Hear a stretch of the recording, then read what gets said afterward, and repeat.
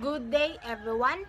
I am Faith Laika Iha Venus, the first reporter of Group 8, and this is our topic, a mental model of the learner, teaching the basic science of educational psychology to future teachers. So, what is mental models? Mental models are the conceptual and operational representations that humans develop while interacting with complex systems.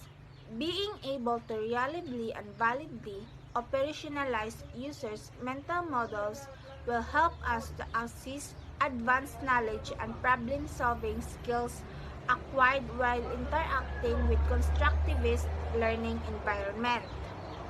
How mental models constructed? To construct, mental models emerge from the human-computer interaction field as a mental metaphor for describing the conception that humans develop for internally describing the location, functions, and structure for objects and phenomena. In computer system depends, mental models theorists argue on their conceptual models for describing the components and interactions of those systems. So, I understand of this topic, mental models, is it can provide an idea of everything or everyday that we do. For example, we have in our minds that this day or this week I can focus on my school works. And also, in your own perspective, what is your vision of a person? Then, mental models are also have the ability to improve our decision making. Thank you. Good day, ma'am. Good day, classmates. I'm Hildegarde Javier, and I am the third reporter of Group 8. I'm going to discuss about operationalizing mental models. Mental models are theoretical constructs. When we say theoretical constructs, it is an explanatory concept that is not directly observable. So, we do not know where and how they develop. A common theory for describing mental model development is analogical or metaphorical reasoning. These reasonings compare two things or ideas. That is, learners generalize existing models to new phenomena through a process known as structure mapping. That is, mapping the old structural relations onto new. By the way, structure mapping is a theory of analogical reasoning developed by Dietrich Gentner. The basic idea of this theory is that an analogy is a mapping of knowledge from one domain into another, which conveys that a system of relations which holds among the base objects also holds among the target objects. For example, flowing water helps most people develop mental model for electricity. So, in this example, the base is the flowing water and the target is to help people through electricity.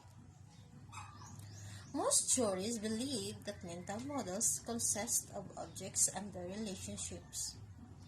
The objects are concepts or nodes, and the relationships are links or verbs that state the nature of the relationship between objects. The node-link combinations are combined into networks or maps of relationships that describe the domain of knowledge represented by a mental model. For those who don't know what node is, it is a basic unit structure data. All those conceptions of mental models I have mentioned earlier are based on a set of assumptions stated by Carly and Palmquist. So these are the following sets of assumptions of mental models stated by Carly and Palmquist. Number 1. Mental models are internal representation, meaning mental models represents one's ideas or thoughts. Number 2. Language is the key to understanding mental models. So in order others can understand our ideas,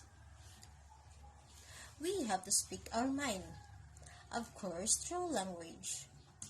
In short, mental models are linguistically meditative. Number 3. Mental models can be represented as network of concepts. So in this assumption, we said mental models constitute interconnected ideas. Number 4. The meaning for concepts are embedded in their relationships to other concepts. In this state, they believe that relations between ideas to another ideas are fixed firmly. Number 5. The social meaning of concepts is derived from the intersection of different individuals' mental models. This assumption states that concept came from the meeting or gathering of different ideas or thoughts. So those are the assumptions of mental models by Carly and Baumquist.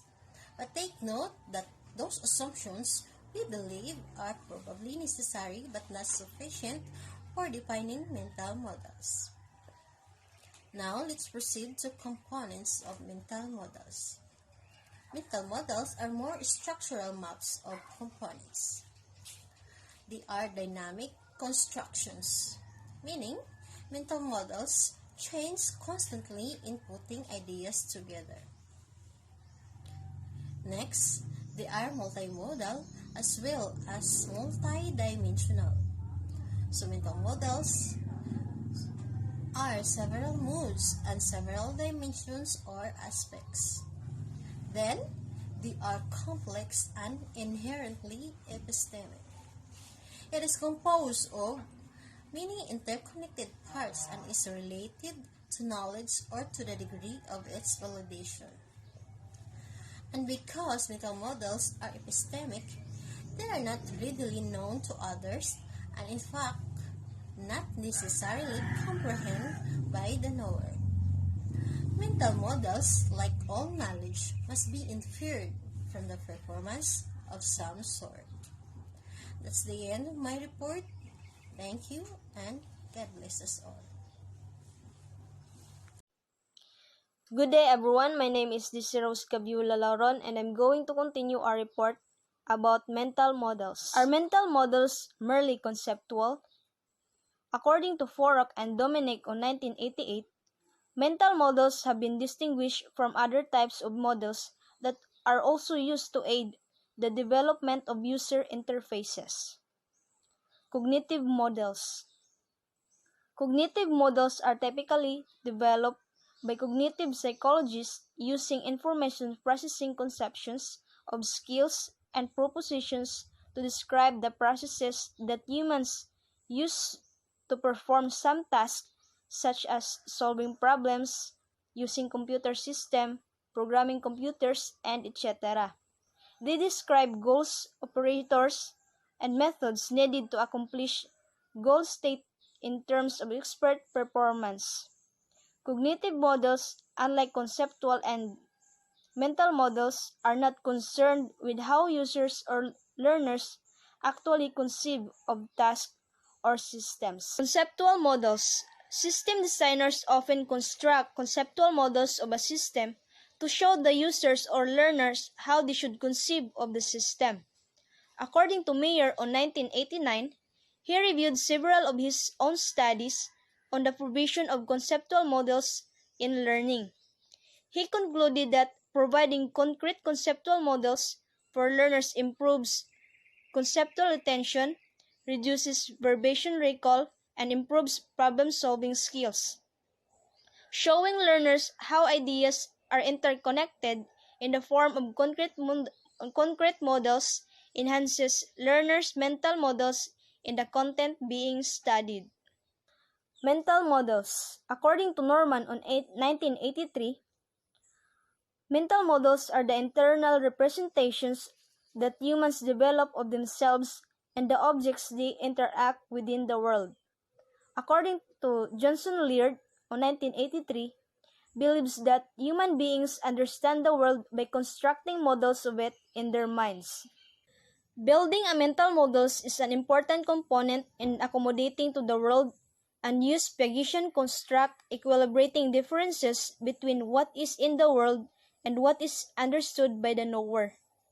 That belief is institutionalized in the learning taxonomy developed by Kilonin and Schutt on 1989, which contends that rote didactic, deductive, and inductive learning methods result in the development of propositions and skills which form in the basis for mental models. Good evening, everyone. My name is Lizelle S. Ramis. I am the last reporter of this chapter. So, the criteria of evaluating mental models. Since mental models are process-oriented and relatively intangible, and since they need to be assessed using multiple data resources, an important goal of this research is to identify potential useful criteria for assessing the quality and utility of individual models. These are a rational analysis of the constructs suggest, characteristics, and coherence, measure structural knowledge, think aloud, purpose, personal relevance, self-effort, cognitive interview, integration, cognitive simulation, fidelity with real-world comparison to expert, imagery, generating metaphors, analogies, complexity, structural knowledge, applicability, transferability, teach back, think aloud, and inferential implication ability running the model. So, the implications of mental models for design practice, the expert expect that these interviews will show that situated experience will be positively related to richer, more structurally coherent, and efficient mental models. They are currently negotiating construct to design and develop case-based learning environments to support the refrigeration technology curriculum. The findings from this study comparing the mental models for experts and novice should provide directly relevant information about the nature of the scaffolding modeling and coaching that needs to be embedded in these environments, as well as providing us with measurement devices for assessing the advanced knowledge that we hope they will help learnings to construct. That's all, and thank you.